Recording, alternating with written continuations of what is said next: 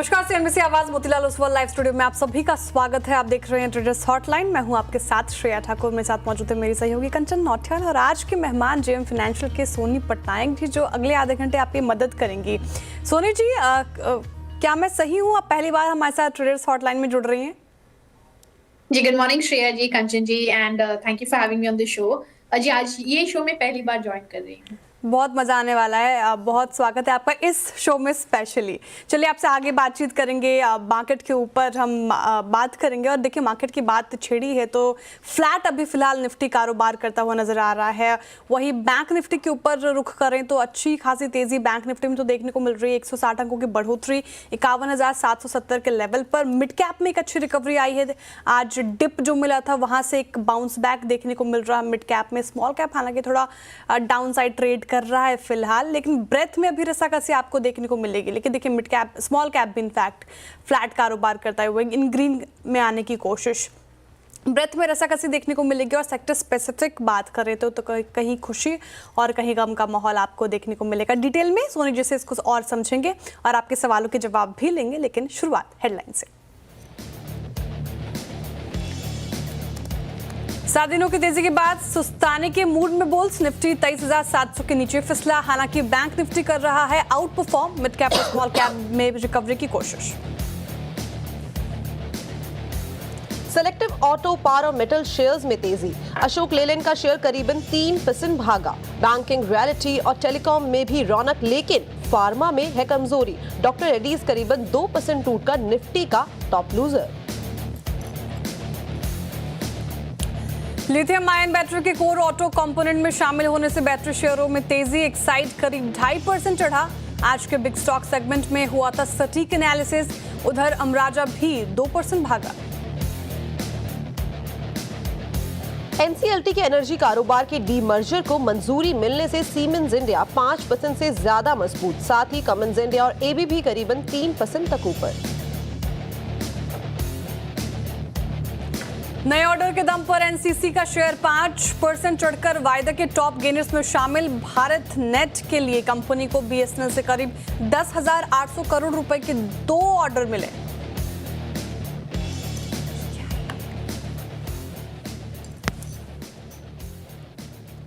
तो आज है हफ्ते का तीसरा कारोबारी दिन। देखिए, हमने पिछले हफ्ते जिस तरीके के बाजार का मूड माहौल देखा था, बुल्स जोरों शोरों से वापस से लौटते हुए नजर आए थे। और जैसे कि प्रोड्यूसर सर ने हेडलाइंस में मेंशन किया है कि बुल्स अब थोड़े से यहाँ पे थकते हुए नजर आ रहे हैं। अगर हम ग्राफिकली भी देखें, यहाँ पे चार्ट्स पे भी देखें, तो चार्ट्स भी कुछ इसी तरीके से इंडिकेशन दे रहे हैं। कल के अगर सत्र की बात करी जाए तो मिड कैप में प्रेशर बना हुआ था। अगर बात करें स्मॉल कैप की, तो वहाँ पे भी जो पेन है वो परसिस्टेंट था। और काफी सारे और भी इंडाइसेस है जहाँ पे इस तरीके का प्रेशर हमें एविडेंटली देखने को मिल रहा था।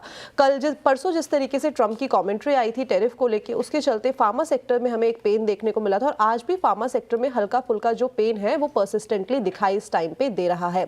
यही नहीं, बल्कि जो वेनेजुएला को लेके टैरिफ की बात करी गई थी 25% की, उसके चलते जो ओएमसीज है, ओएनजीसी है, जिस पे खासा इंपैक्ट देखने को मिल सकता है, उससे भी उस सेगमेंट में भी हमें जो है वो पेन देखने को मिला था कल के सत्र में। लेकिन आज किस तरीके से चीजें प्ले आउट होंगी, ये एक बार सोनी मैम से जान लेते हैं। Soni ma'am, first of all good morning and it's my honour कि मैं आपके साथ ये पहली बार शो कर रही हूँ। Thank you so much.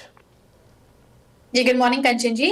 देखिए, मुझे आज लग रहा है कि मार्केट में थोड़ा सा आज और कल जो मेन एक्सपायरी डे है, थोड़ा सा यहाँ पे एक साइडवेज मूवमेंट रह सकता है। अगर निफ्टी की बात करें तो 23,600 पे इंट्राडे बेसिस पे सपोर्ट है, बट उसको ब्रेक भी करता है तो 23,500 पे भी सपोर्ट रुक सकता है।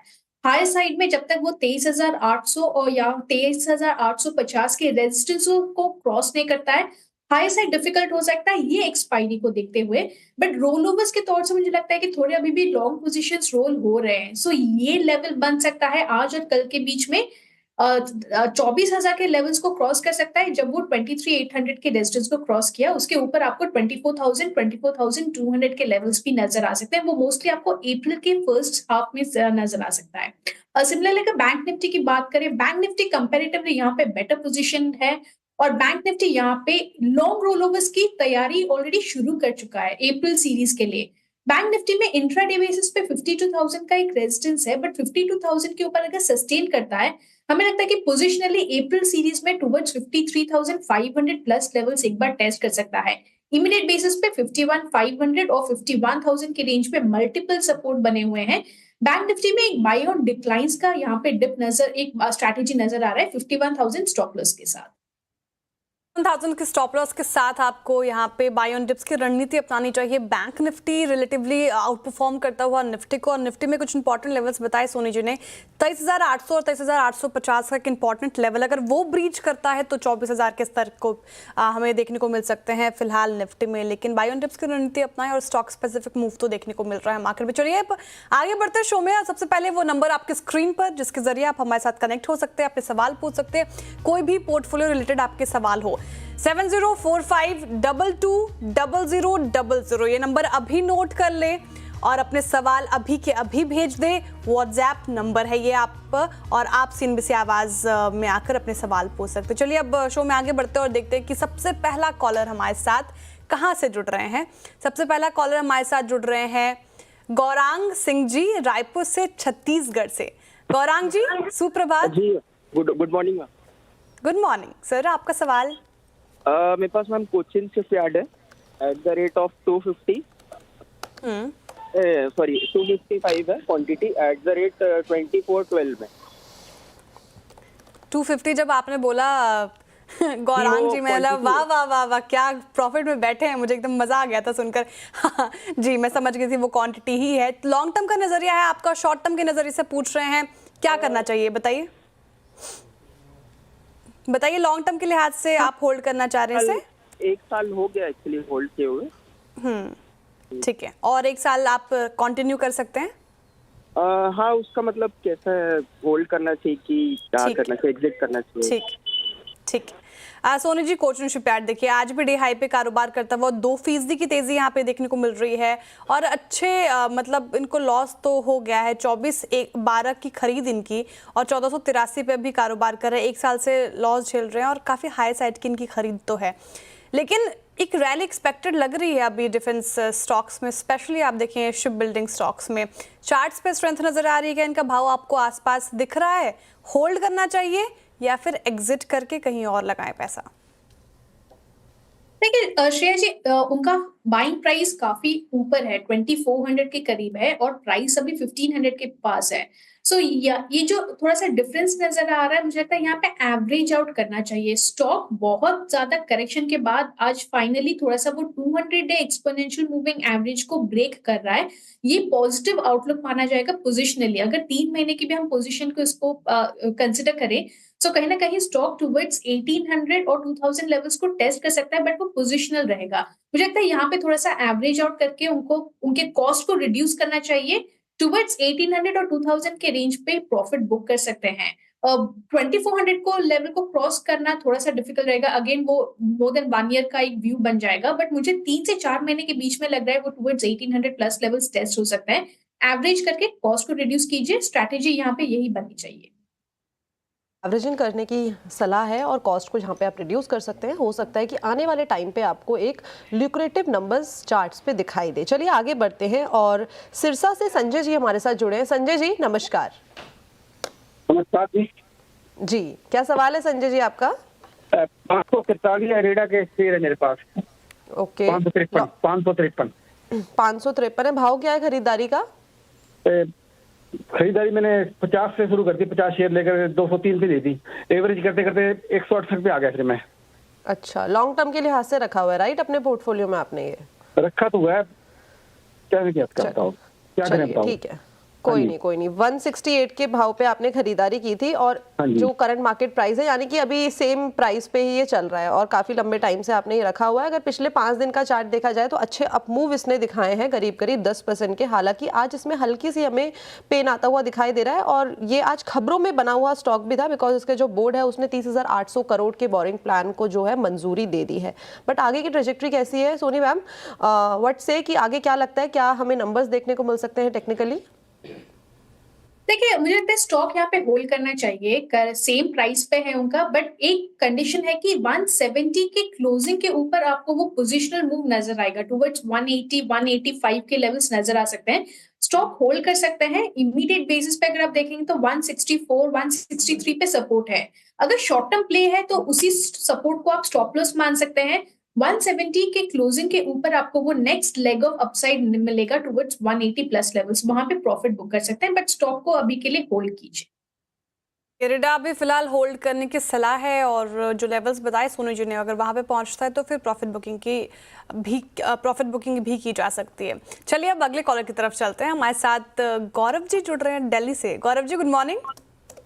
हाँ जी, गुड मॉर्निंग मैम। जी सर, सवाल आपका। हाँ जी मैम, तो मेरे पास ओला इलेक्ट्रिक के 500 शेयर्स हैं, 70 रुपीज़ की खरीद है, और ये शेयर्स मैंने 2 महीने पहले लिए थे। तो मैं जानना चाहता हूँ कि मुझे क्या करना चाहिए, मतलब मैं होल्ड कर सकता हूँ 6 महीने से 1 साल तक के पीरियड के लिए, तो बस इस पर मुझे आपका व्यू चाहिए। ठीक, बिल्कुल बिल्कुल। 70 की खरीद 54 पे कर रहा है कारोबार, अभी मामूली बढ़त के साथ आज फिलहाल कारोबार कर रहा है। लॉस में है ये, लगभग 16 रुपए प्रति शेयर के लॉस में। ओला इलेक्ट्रिक लिस्टिंग अच्छी हुई थी, फिर देखिए स्टॉक के हालात अभी उतने अच्छे नहीं लग रहे, और आईपीओ प्राइस से नीचे ही ये अभी फिलहाल कारोबार कर रहा है। चार्ट्स क्या इंडिकेट कर रहे हैं सोनी जी? ओला इलेक्ट्रिक के स्ट्रेंथ नजर आ रही है क्या? 70 रुपए का इनकी जो खरीद है वो आता दिख रहा है हाल फिलहाल में? श्रेया जी, मुझे थोड़ा डाउट है स्टॉक पे। चार्ट्स इंडिकेट नहीं कर रहा है कि कहीं ना कहीं वो जा सकता है वो लेवल्स तक। थोड़ा सा भी बाउंस किया है फ्रॉम सपोर्ट, यानी कि 50 के लेवल्स को होल्ड करते हुए बाउंस कर रहा है। बट मुझे लगता है कि अगर दोबारा 50 ब्रेक करता है तो स्टॉक में एग्जिट ले लेना चाहिए। 70 को टेस्ट करेगा, 70 के प्लस जाएगा, और थोड़ा सा यहाँ पे जाए तो एक बार अपने फंडामेंटल एनालिस्ट से भी एक बार ले सकते हैं, बट टेक्निकली वो स्ट्रेंथ नजर नहीं आ रही चार्ट्स में। बट 50 का यहाँ पे एक सपोर्ट स्टॉप लॉस रखिए, अगर वो ब्रेक होता है अगेन तो वहां पे एग्जिट कर जाना चाहिए, और मुझे लगता है कि बेटर स्टॉक्स रहेंगे जहां पे वो इन्वेस्ट कर सकते हैं। फिलहाल के लिए 60 रेजिस्टेंस बहुत स्ट्रॉन्ग लग रहा है, वो जब तक 60 क्रॉस नहीं करेगा तब तक वो 70 प्लस जाने के चांसेस डिफिकल्ट लग रहे हैं मुझे। इंपॉर्टेंट लेवल वो क्रॉस नहीं करेगा तो 70 के चांसेस कम लग रहे हैं। लेकिन सोनी जी, आपने कहा बेटर स्टॉक है, इससे क्या इस स्पेस में आपको कोई बेटर स्टॉक नजर आ रहा है, या फिर कोई और ऐसा जो यहाँ से ये एग्जिट करके वहां पे पैसा लगा सकते हैं? देखिए, एंटायर स्पेस एग्जैक्टली एफएनओ में है नहीं जो कि मैं ट्रैक करती हूँ, बट परहैप्स अगेन वो अगर लॉन्ग टर्म व्यू के लिए देखना चाहें तो वहां पे अपने फंडामेंटल एनालिस्ट से एक बार राय ले सकते हैं। लिस्टिंग अच्छी हुई थी स्टॉक की, बट वो इसको आते हुए मुझे अभी चार्ट्स पे नजर नहीं आ रहा है।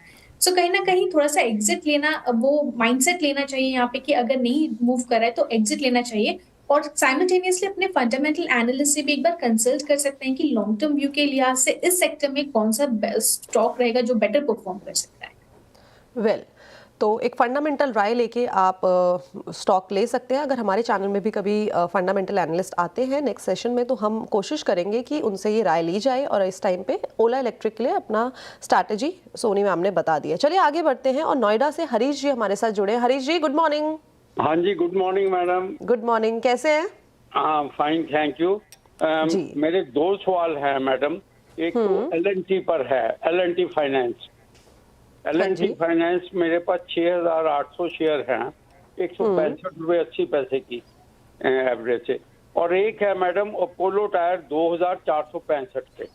मैं दोनों ही और एवरेज कर सकता हूँ, ऐड कर सकता हूँ, और क्योंकि 6 महीने से होल्ड कर रहा हूँ तो मैं इनको 6 महीने या 1 साल और होल्ड कर सकता हूँ। तो मुझे इसमें राय चाहिए कि अगर शॉर्ट टर्म में है तो मैं अपना मेरे लेवल पे आए इसमें से निकल जाऊं, या फिर होल्ड पे रहूं और कैपिटल गेन मेरा बन जाएगा 6 महीने बाद अगर ये प्रॉफिट में आता है शेयर। तो दोनों शेयर में मैं ऐड कर सकता हूँ और फंड्स, और इनको 6 महीने 1 साल। मैं समझ गई सर, मैं एक बार पूछती हूँ, एक बार बता दीजिए अपोलो टायर्स के कितने शेयर्स हैं आपके पोर्टफोलियो में? आपने क्वांटिटी नहीं बताई मैडम। 2,465 पर। ठीक है, ओके। शुरुआत करते हैं एल&टी फाइनेंस के साथ। अगर 1 महीने का चार्ट देखा जाए तो 11% के रिटर्न इसने दिए हैं, और एल&टी फाइनेंस ही नहीं, जो बाकी के एनबीएफसी सेक्टर्स भी है, फाइनेंशियल्स भी है। रिसेंटली आरबीआई की न्यूज़ फ्लो आया था, उसके चलते भी यहाँ पे काफ़ी बजिंग सेक्टर हमें देखने को मिला है। रीसेंट लो जो इसका है पिछले 3 महीने में जो हमने गिरावट देखी है, अप्रॉक्सीमेटली 130 तक के लेवल तक ये गया था, उसके बाद वापस से काफ़ी ज़्यादा इस टाइम पे करेक्ट हो चुका है। बट सोनी जी, आगे की ट्रेजेक्ट्री किस तरीके की लग रही है? आई होप आपने सारी की सारी उनकी जो प्रॉब्लम है सुन ली है और ऐड कर सकते हैं इस टाइम पे, बट आपकी क्या राय बनती है? देखिए कंचन जी, मुझे लगता है यहाँ पे ऐड कर सकते हैं। काफी अच्छा करेक्शन हुआ है, स्टॉक एक बार में 170 प्लस लेवल्स भी था, और कहीं ना कहीं अभी जो हम डेटा के वाइज देख रहे हैं, रोल ओवर्स फाइनेंशियल स्पेस में बहुत स्ट्रांग हो रहे हैं। एलटीएफ में भी अगर हम देखेंगे तो अच्छी खासी रोल ओवर हो रही है। Positionally again towards 170 plus levels test कर सकता है। पोजिशनली अगर हम देखेंगे तो 135 की तरफ एक अच्छा सपोर्ट बना हुआ है। कहीं ना कहीं डिक्लाइन भी नजर आता है आपको 145 के लेवल तक, वहां पे एवरेज आउट कर सकते हैं। 135 सपोर्ट के साथ स्टॉक को होल्ड करना चाहिए। टुवर्ड्स 170 प्लस लेवल्स एक बार प्रॉफिट बुक कर सकते हैं। मैम एक बार अपोलो टायर्स में भी प्लीज अपनी राय दे दीजिए, इसमें क्या करना चाहिए? एवरेजिंग की सलाह है इस टाइम पे या मतलब होल्ड करके रखे डायरेक्टली? अपोलो टायर्स में 400 का एक अच्छा सपोर्ट बना हुआ है, और शॉर्ट टर्म पे भी देखेंगे तो 420 425 के रेंज पे भी सपोर्ट बन रहा है। स्टॉक अच्छा लग रहा है, टुवर्ड्स 455 और 470 के लेवल्स को टेस्ट कर सकता है। स्टॉक यहाँ पे अगर होल्ड कीजिए तो शॉर्ट टर्म लिहाज से आपको 420 के यहाँ पे स्टॉप लॉस के साथ स्ट्रिक्टली होल्ड करना चाहिए, बट ब्रेक करता है स्टॉप लॉस तो एग्जिट करना चाहिए। मुझे लगता है शॉर्ट टर्म बेसिस पे नॉट मोर देन 470 के ऊपर जा सकता है, वहां पे एक बार प्रॉफिट बुक कर सकते हैं। ठीक है, तो ये फिलहाल हिदायत अपोलो टायर्स पे, ये रणनीति आप अपनाएं। चलिए अब इसी के साथ अगले कॉलर की तरफ चलते हैं और देखते हैं कि हमारे कॉलर कहाँ से जुड़ रहे हैं। दिलीप देसाई मुंबई से जुड़ रहे हैं हमारे साथ। Dilip ji good morning. Good morning ma'am. जी सर, आपका सवाल। मैडम मैंने 100 शेयर्स एक्सिस बैंक का अभी लास्ट वीक में ही खरीदा है at 1050 and I can wait for a longer period. Longer period, right? Okay fine. Axis Bank definitely बहुत अच्छा चार्ट है इसका। देखिए 5 दिन में 6% की तेजी और 1 महीने में भी अच्छा खासा रिटर्न, लगभग 10% की तेजी दिखाई है इस पर्टिकुलर काउंटर ने, एक्सिस बैंक। और लगातार हम चर्चा भी कर रहे थे, चार्ट स्ट्रांग लग रहे हैं। सोनी जी अच्छे खासे प्रॉफिट में तो नहीं, लेकिन 65 रुपये प्रति शेयर के प्रॉफिट में फिलहाल बैठे हुए हैं। 1050 की खरीद है और 1115 पे कारोबार कर रहा है। क्या रणनीति ये अपनाएं? लॉन्ग टर्म के लिहाज से होल्ड है ये पर्टिकुलर काउंटर? जी डेफिनेटली, मुझे लगता है कि थोड़ा सा अगर हम देखें स्टॉक को तो अच्छा परफॉर्म कर रहा है। 1100 सपोर्ट को अभी क्रॉस, रेजिस्टेंस को सॉरी, अभी क्रॉस किया है।